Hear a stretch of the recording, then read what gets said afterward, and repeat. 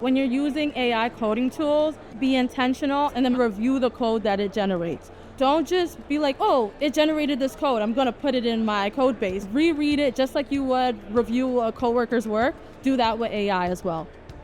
We're seeing a convergence of what a developer is and a security engineer is, because as we push more and more of our tooling to the left, development and security are starting to be the same activity.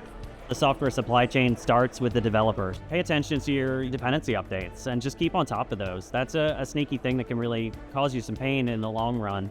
The recent things that we've started to do with Copilot are really fascinating. So the AI-assisted auto-fix for vulnerable code, that happens potentially before you even get to a review with another human being. There's a fix suggested for you right out of the gate. Copilot is actually helping me explain code, help me summarize the change that the code's done and put that change in a PR. So it's gone really beyond the editor and beyond just code generation into the GitHub.com experience across the whole platform.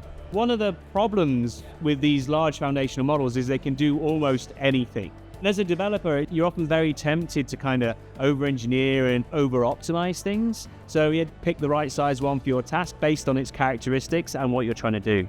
If there's a security issue, you should treat it like any other bug, prioritize it and fix it. The best way to do that, of course, is to use different tools that every time you commit a change, it's checking to see whether or not there's some known security issue. Otherwise, there's no way you could keep up with the velocity. I think we'll see more natural language coding where someone's ability to express what they want becomes one of the most important factors, and all the nitty-gritty details about the specific coding language or the specific technologies in use fade away into the background because AI handles a lot of that for you.